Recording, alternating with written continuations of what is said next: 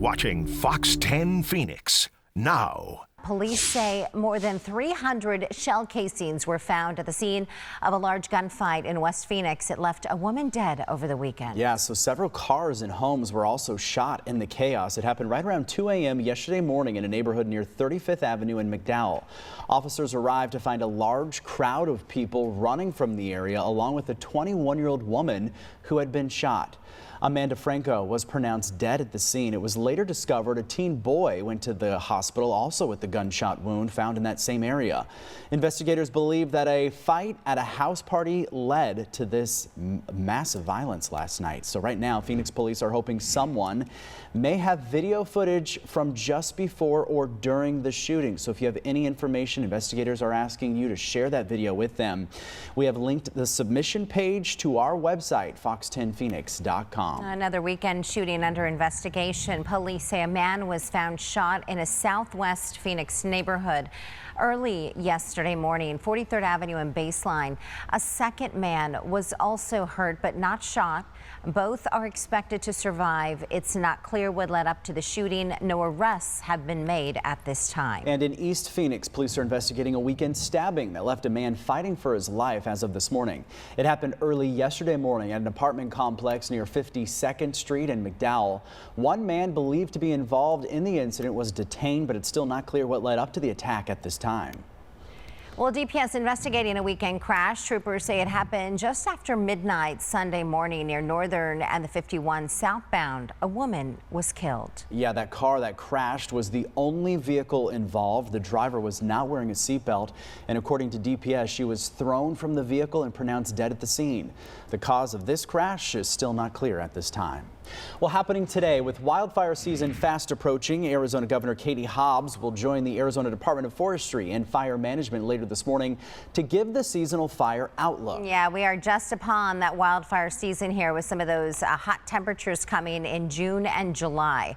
Today's meeting comes just a day after crews worked a fire near Oracle, Arizona. Crews were able to gain control of the Saddlebrook fire burning near 300 acres northwest of Oracle over the weekend. The flames, this is a video you're looking at here of all that burned and charred property, are believed to have been sparked by a vehicle dragging a chain that set off a string of fires along State Route 79. That is one of the warnings when crews tell us, hey, watch out for wildfire season. They say, watch those chains you may be dragging.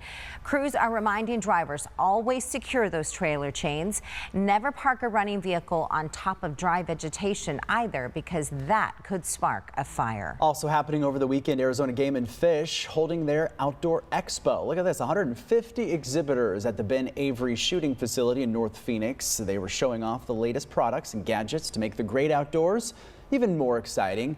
The expo also offering shooter classes. Shooter classes? Maybe shooting classes with an emphasis on safety. Shooting classes. Shooting classes. Yes, we have a lot of those around the valley. Jury selection begins today in the so-called trial of the doomsday mom, Lori Vallow Daybell. The court is hoping the 12 jurors will be seated by the end of the week as the first of two Valley trials now get underway. So in this case, Lori Vallow Daybell is accused of conspiring to murder her former husband, Charles Vallow. Charles was killed by Lori's brother, Alex Cox, back in July of 2019. Now, he told Chandler police it was in self-defense after a fight at Lori's home. Lori later moved her children, J.J. Vallow and Tylee Ryan, to Idaho to be with her now husband, Chad Daybell. The children disappeared and their bodies would be found on the Daybell property in Idaho in June of 2020. The couple have since been convicted of the children's murder in Idaho, along with the murder of Chad Daybell's first wife, Tammy. Vallow Daybell will face another murder conspiracy charge here in the Valley. That is the shooting of Brandon Boudreaux, her ex-nephew-in-law. Vallow has been acting as her own attorney in the proceedings leading up to this trial. She will represent herself during the trial as well. So there are so many different storylines to this case, and it can get very confusing and convoluted if you don't know a whole lot about it. But a jury selection is expected to take place all week long. A goal here is for opening statements to take place 1 week from today. If you do need help understanding this case, investigative journalist, our own Justin Lum, has has done a fantastic job on breaking these cases down, as well as giving you some background, because of course this case began right here in the Valley. He has a new digital series, On the Record, and information is on your screen. You can check it out on our Fox 10 Phoenix YouTube channel and scan that QR code up on your screen for more information on the case. Developing at our state capitol, Arizona veterans outraged this morning after a bill cracking down on stolen valor cases gets stuck in legislative session. So the bill is being single-handedly held up by Republican State Senator Wendy Rogers. Irene Snyder is live this morning with the details on all of this. Good morning, Irene.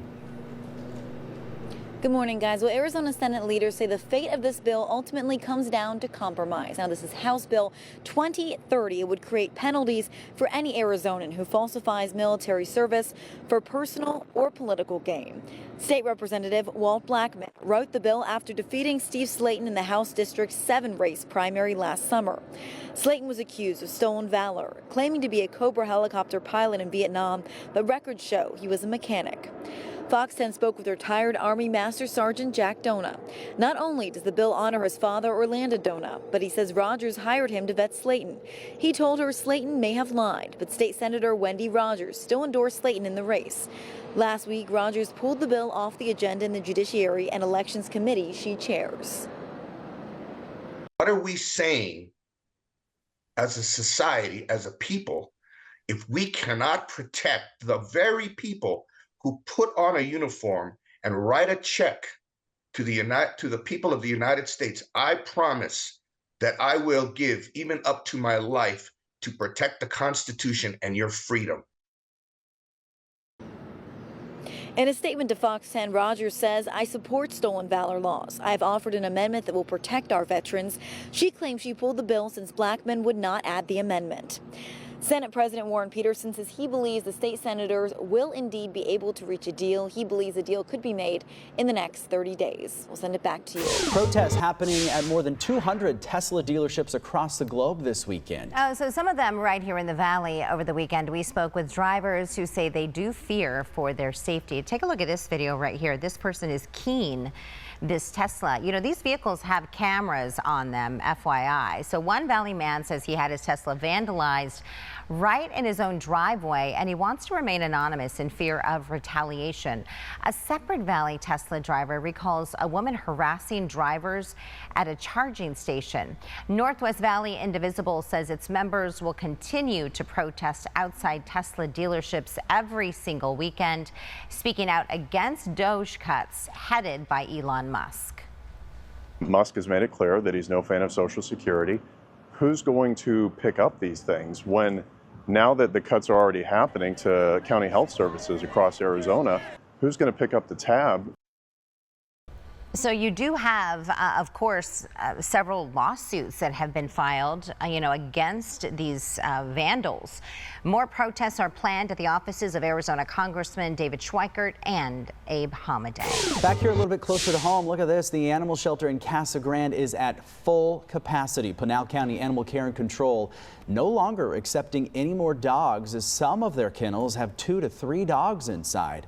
They're also reminding people to find a new furry friend at their shelter. They could also use volunteers to walk those dogs in the mornings. So if you would like more information, we have all this on our website, fox10phoenix.com. There are 0 kennels open in our general population, and there are 0 kennels open in our intake building, and we actually had to drop the sliding doors and house dogs outside and house dogs inside in our intake building because there is nowhere for them to go. So if you can come down 7 to 10, 7 days a week and walk a dog, it would be super helpful.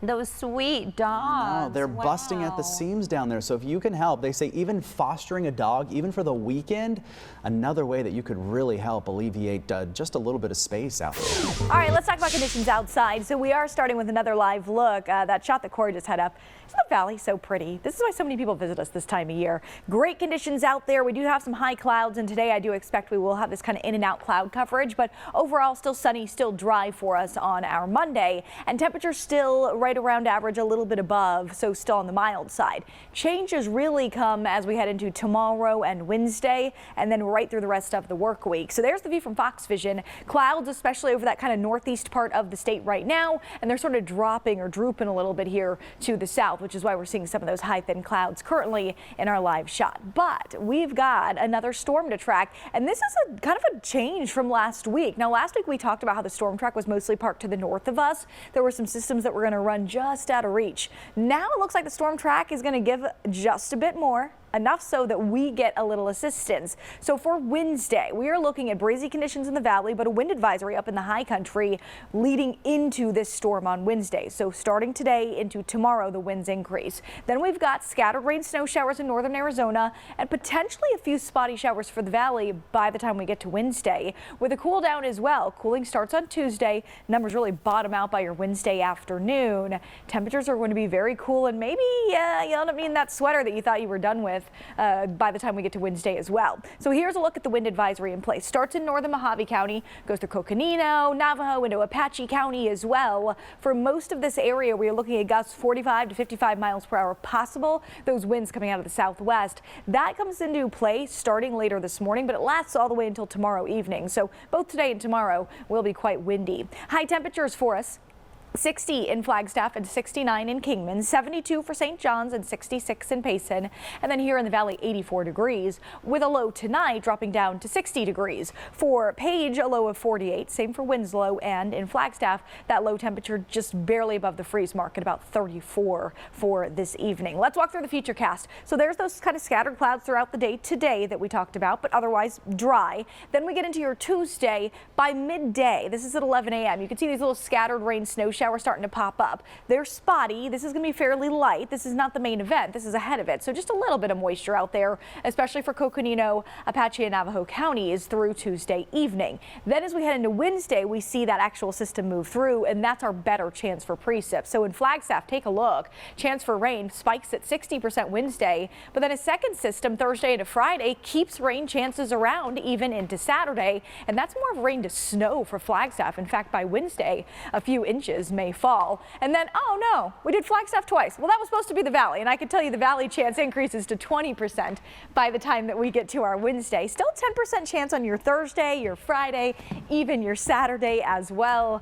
Right now, the temperature is one of the best things about this 10-day, guys, because tomorrow's April, 75, and then 69 on Wednesday. This was like the sweet treat because we dealt with all those crazy hot temperature, warm, I guess, 99s, you know, for like a week or something. Little reward. Yeah, there you go. Thanks, I was looking. Did you get a text or? No. I was saying because tomorrow's April Fool's Day. Oh. I was trying to make a Mother Nature joke, like fooling, but. What if tomorrow I change the forecast to all 99s? I'm like, just kidding, guys. It's actually gonna be really hot.